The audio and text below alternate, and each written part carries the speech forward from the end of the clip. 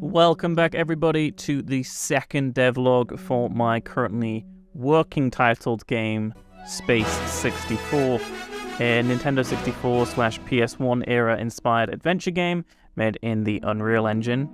If you missed the first episode, it's very pre-production heavy. I go through references, games on the N64 and PS1 that inspired me, show those off, go through some of my own referencing and inspiration for the game, and we make our main character, which we are actually going to take into the engine in just a couple of seconds, because this is a really cool devlog. This is the first time I've really been making a game in Unreal, and this devlog is it. This is where we do all the cool stuff. So let's jump straight in. Like I said, if you want to go back, check out the first episode of the devlog series and see kind of where I started, please do, but I think it's time we jump into the engine and get some stuff done. Okay, so the very first thing we're going to do today is importing our character into Unreal. Like I said last time, we modeled it in Blender, gave it some textures, rigged it up, give it some basic animations, and now we can bring all of that into Unreal. Now, it was a pretty easy process. Like I said in the previous devlog, I've had some experience going from Blender to Unreal doing cinematic stuff before, so this wasn't too difficult. I was messing with textures for a while, and it was quite fun just tinkering with things and seeing how things would look. I actually ended up pulling the skeletal mesh into the level next to one of the basic mannequins that you get in Unreal, just so I could kind of get a good idea of sense of scale and how it would all look and things like that. And I was pretty happy with it. So I was like, okay, let's get this thing moving around. Let's give it a little bit of a, player character, player controller, and get it moving around. Kind of funny, seeing it jumping around and moving around in a T-pose. But there we go. That works. So I guess straight after that, let's jump in and add some different animations. So let's give it the walking animation, let's make it jump and stuff like that. That was pretty easy. I used a animation blueprint to do this. It was a pretty simple process. I can go over a lot more of this either later this episode or next devlog if people want to see more detail for some of this, but this is pretty easy stuff. I got it moving around, jumping around, it was all good. I wanted to tweak the jump animation a lot because I didn't like how that looked. It looked pretty weird, especially for the use case in my game. I don't really need a jump animation like that. The player's not actually going to have jump control. It's going to be automatic. So again, we'll talk about that very, very soon. Going through and actually playing around with this, we can see how the character moves, and it's really cool to see it coming to life and all of that. But I did want to start getting some things in place. I'm just running around this basic level right now, and I want to tweak some things with the player movement, and I want to build some of the basic movement systems in, like I just talked about, the auto jump system. So let me pass you back to Matt in the past, where he talks all about figuring out how to do this and what I was looking for really, and I didn't know if I'd be able to do it. So I just want to create a really quick example here of just in Paint. I'm just going to show you what I want a character to do. So what I want to have happen is right here, right at the moment of getting to here, right at the edge, I want the system to know to check. So we're going to need to do a line trace that if it detects something here, it knows not to jump. But then if there's a gap here, it's like, oh, there's no floor anymore. It tells this character to jump. So I want this to just be like phase 1. And it's like, okay, I know to do this. But now that I've done this, and this is what the system I want it to do, it goes, oh, now I know this, and it's a place that the character needs to jump. What I want it to do is now detect if there's another platform over the gap. So there's going to be another raycast, so there's a raycast going down here, or a line cast, whatever you want to call it, from the character's like waist height or something like that, and it knows that. There's going to be another one further across, and it could be any sort of distance away, like say a couple of hundred away, I guess, and it'll be like over here. And if it pings over here and it knows that there's another platform over here as well, then it goes, oh, great. We've got all of the parameters ticked, and it knows there's a gap, and it knows there's a platform across from it. So with these two things being true, it then sends a signal to the player, and it causes an auto jump to happen. And that auto jump obviously will let it jump across this gap and across the other side. here we are back in Unreal. I'm just going to set up a little blueprint of my first line trace to make sure it's all working and make sure it's actually spawning where I want it to. So we'll do that and enable the little dev ability where you can see the line trace, which is working absolutely fine. You can see it following in front of my character there. And then if I approach this edge, the trigger disappears because it's not hitting the ground anymore, which would be enough now to be like, okay, now we can jump the character. So let me make that value happen. So we're going to set the condition out and put that into a branch, and then make that branch check if we're falling, and then to make us jump. See, there we go. So as soon as it's not detecting any ground below us, it's making us auto jump. Perfect. That's literally super easy, and it was very, very quick to do. Very, very, very quick to do. So now I'm going to expand on that a lot and make this actually function as I want to, which is going to be, it's going to check that initial line trace, then it's going to send that to another line trace, it's going to spawn another one in front, and check if there's a platform across. And if there isn't, it's just going to drop you down. But if there is, then it's going to jump you across. Now let me pass you back to Past Matt, who's going to walk you through some of the systems. And you can see the first line trace right here. This is the one that's 16 front, and right now that's constantly pinging. The game is like, oh yeah, that's cool. So if I go here, let me move the camera to the side. If I go here, you can see as soon as I step over this ledge, it's gone red. And if I'm moving fast enough, it jumps me over. But if I'm not moving fast enough, it's not going to happen. Do that, compile, and then if I show that again, so you see we've got this first one, this first red is hitting the ground. Now as soon as that one's done, there's a new one, look. As soon as this one is returning that false value of there's no ground below, it's to spawn that one all the way over on the right. And that's saying there is a safe platform to jump to. So as long as I'm moving at a good enough speed, it will jump to it. Same goes up here. It's the same system. Like right here, it's got a drop. There's a drop right here. And what it's doing is it's spawning that other line trace, but that other line trace you can see just in front of me doesn't have a red box at the bottom, which means it's not pinging the other side to say it's safe. So when I come off here, at speed or not, it's just going to be like, oh, there's no land there for us to jump to. Same goes for here. If I walk to the edge, you can see, oh, it's safe to jump there, but he's moving too slow. So even though I'm here, it's moving too slow. I've got to have some sort of speed that's fast enough for it to trigger. So I've got to be really running, and that running will let me jump. Same goes for here.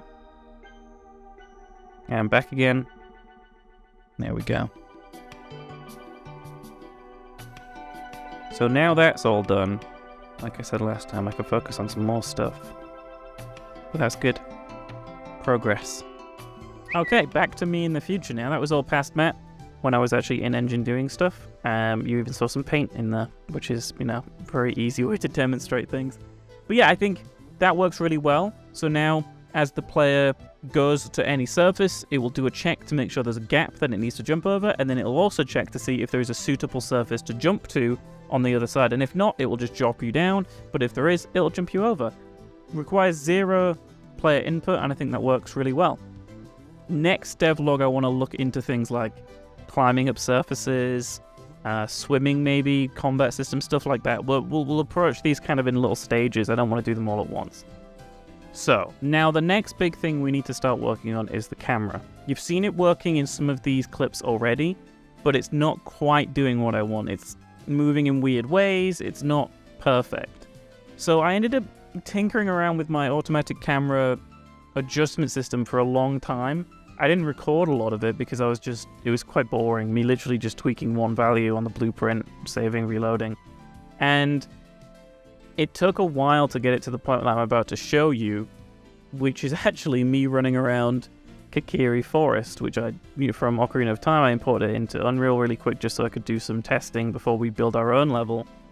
And this works perfectly now. I ended up having to tweak some values, and the input values specifically from the new player controller system and how you do input values in the new, I think it's called the enhanced player input or something like that system in Unreal 5. I had to figure out how to input those into my blueprint in a better way than just getting forward and right vectors.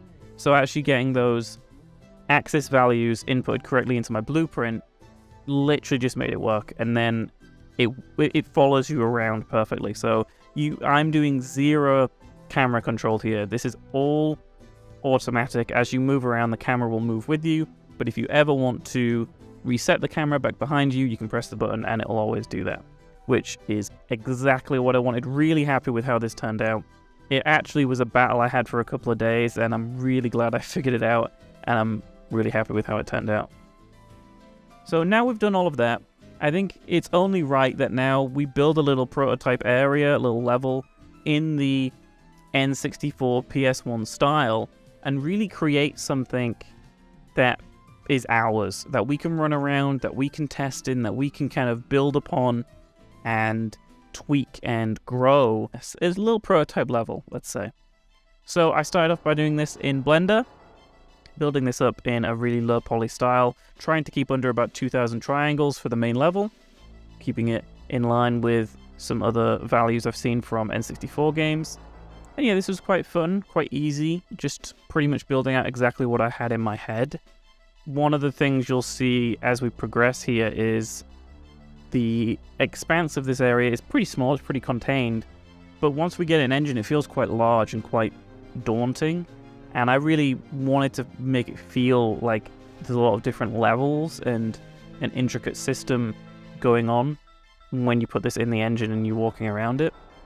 One of the things I end up doing is where the player spawns, I ended up rising that really high up so that when you're walking down, you see this whole area, and then as you already know then what you're about to explore, and that feels quite cool. It's like slowly opening up the frame of the area before you explore it, and that worked really nicely to just kind of bring you in and draw you into this environment a little bit more.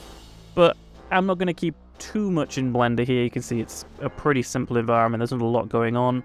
I do texture it up, and I ended up building some coral. What happened is I was time-lapsing that first section, then I went and got food, and then I forgot to time-lapse the rest of me building coral and stuff. So I ended up not filming that, but you can see I built this coral thing in the middle. You saw I was starting to build it. I was starting to like block it out in the previous video. And then, you know, you can see here that we've got it all fleshed out. We've got this reddy pinkish coral in the middle. And yeah, you'll see that in game in a second, but I think it turned out really well. So like I said, let's put this into the Unreal Engine and have a run around, even just all grey box, and just see how it looks. I think that's really useful to see before we start, you know, making sure those textures work and everything, is making sure it works in the game and making those tweaks before we start dragging all the textures in and everything. So I'll start tweaking this around going between the engine and Blender a little bit until I have something I'm pretty happy with. And I think at this stage, you know, we have the green fog, we have the level in place. It was time to start adding a little bit of extra detail with some rocks, some plants, some grass and stuff like that. Not going too crazy. Again, I don't want to, you know, have a full foliage system or anything like that. I don't want this to try to be a modern game. I still want it to look like a game from the late 90s, early 2000s, but borrow some elements from modern game development, I think, is kind of how I look at it. And I decided as well I was going to tweak the water, really focus on the water and have a edge detection system so there's at least a little bit of animation happening. And then I ended up animating the textures for the waterfall and making sure that looked cool. Added a little particle system for some steamy smoke at the bottom. And then I really started getting just kind of going crazy. I built this all over about the space of about a day or so, maybe 2 days, and I added little waterfalls trickling through the coral and dripping down from that. They have their own little steam as they impact with the water. I added rain. It's just a very light drizzle of rain as well, just to kind of give a little bit more atmosphere.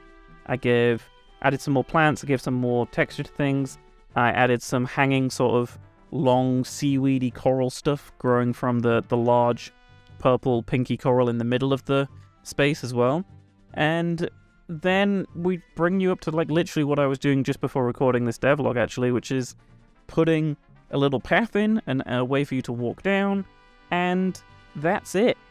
That is the level. We are here. So I'm going to pass to what is technically going to be another future version of me rather than a past version of me, and I'm going to walk through the whole environment in Unreal and we're going to talk about it.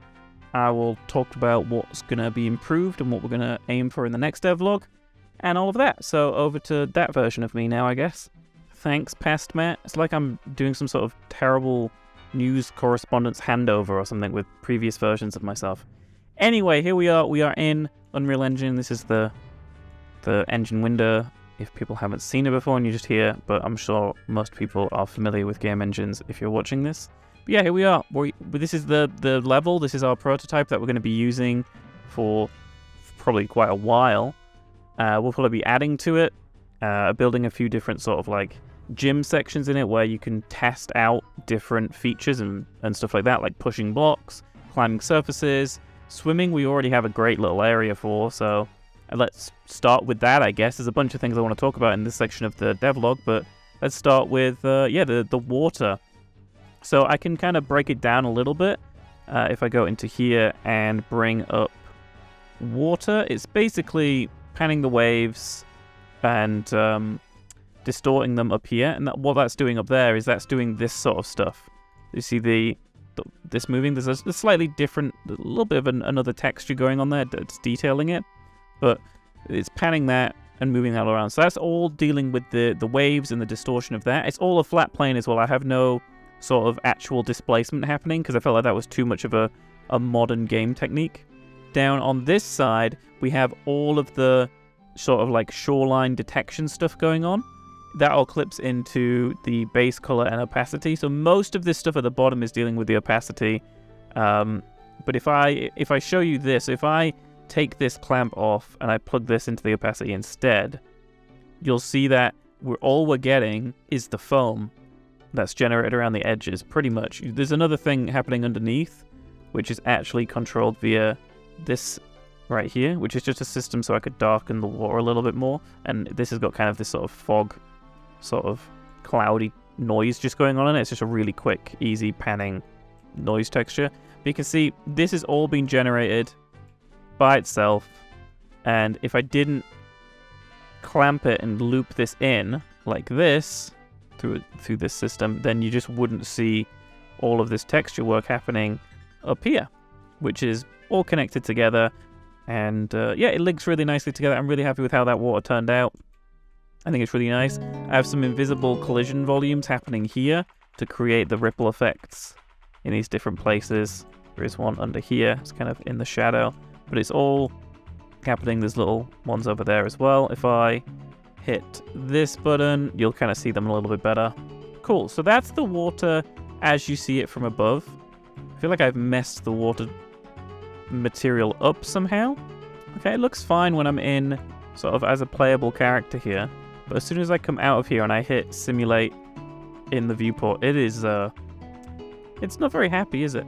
Maybe that'll fix after a restart of the engine or something. Anyway, the other thing I've done is I've set up a post-process volume underneath the water here. It's this volume that I guess you can't really see unless I flew underneath here, but it's this area right under here. And what that does, if I go under the water, it darkens it off and gives this ripple effect on the screen. It's not really important because the character's never going to go under the water. My main reason for doing that is thinking ahead a little bit. For example, if we jumped off a higher platform and then our velocity made us dunk underwater briefly before coming up to the top to swim, which is a feature I want to add. Swimming, you'll have buoyancy and such. It'll be nice to, if the camera clips through, you kind of see this sort of underwater effect before you come out of it. Always nice to just think ahead with that sort of stuff anyway. I think that's pretty much it. There is little streams of water that trickle down from the top. You see it kind of trickles down on different sides of the coral, which works quite nicely. I have added, if we talk about the foliage a little bit, there's a little bit of wind, a little bit of motion happening on these. My main inspiration for this was just the way seaweed moves underwater. It's kind of very slow, but it goes with the current. And obviously we're not underwater. This is, a planet where it's draining. And we'll talk about a little bit more about that at the end of the video. And the oceans have drained and all of this sort of sea life and sea foliage, coral and life, and all of these ecosystems are now out in the atmosphere, out in the air. And, but I still wanted to kind of reclaim some of that underwater animation that you would see, the way they move. So yeah, these have got just really, really simple animations. They're just really simple. Let me show you. It's in scenery. If I go to this one, the bigger one of the two, and I'll show how it works. And if I really wanted to go crazy with it, I could just change this to like some crazy number. And then, yeah, in the overworld, as you can see, it's kind of crazy. But luckily, that's a pretty easy one to undo. Hit apply. And there we go. We're back to normal. I think that's how it looked before, right?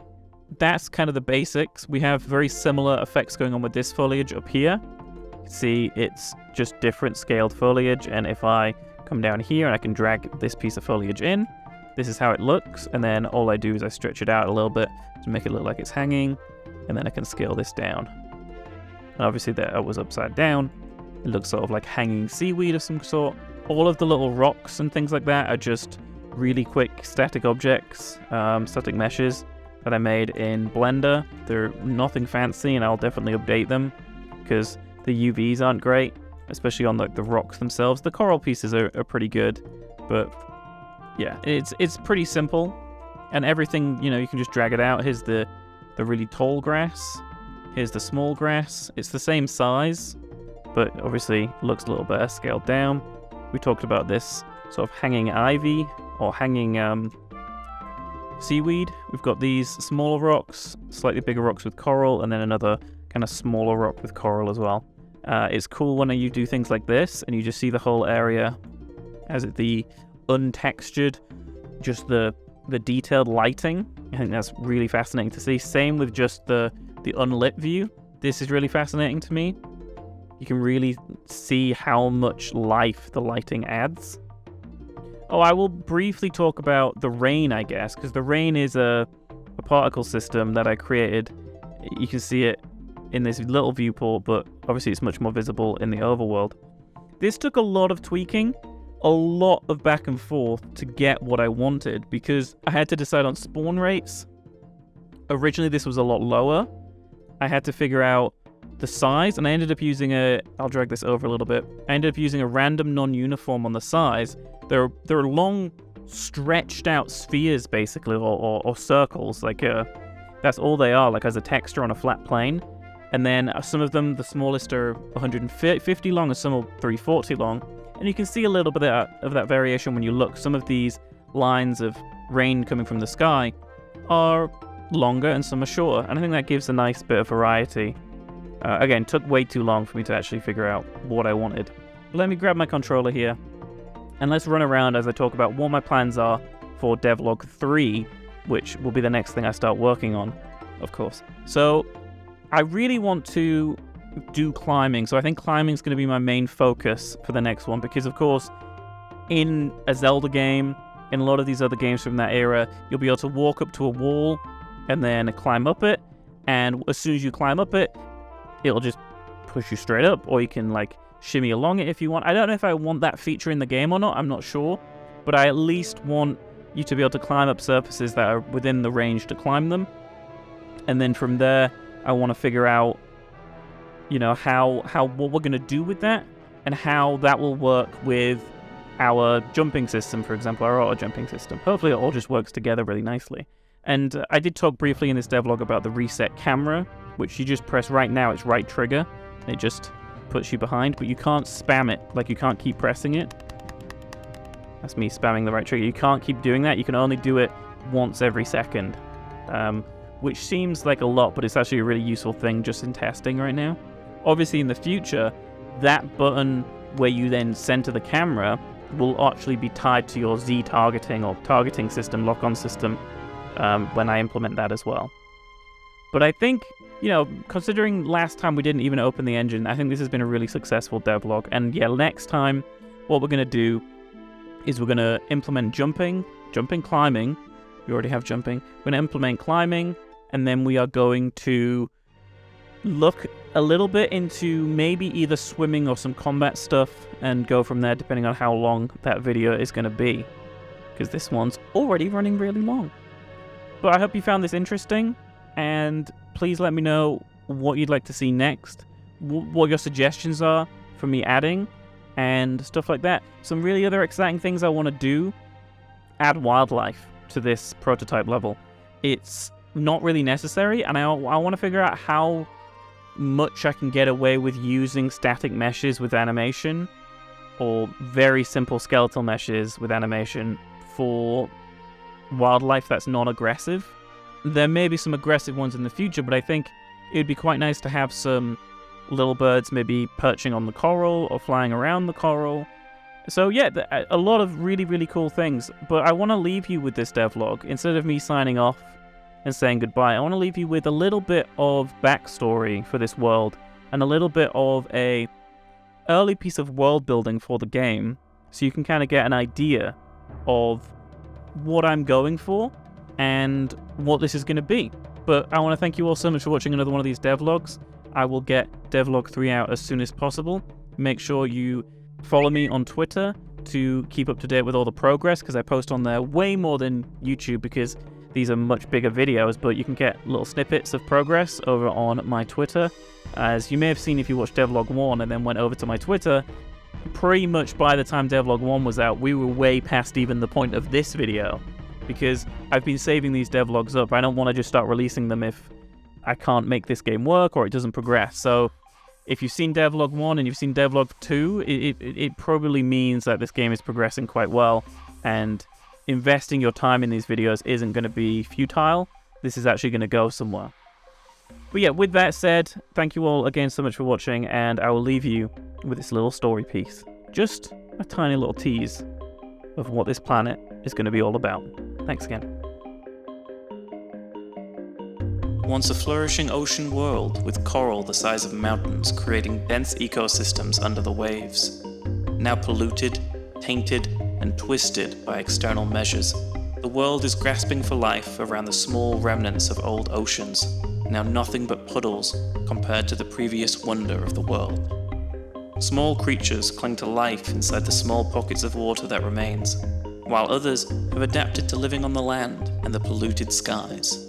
All can pose a serious threat as they have become very aggressive and hunt down their own kind due to the twisted world they now find themselves in.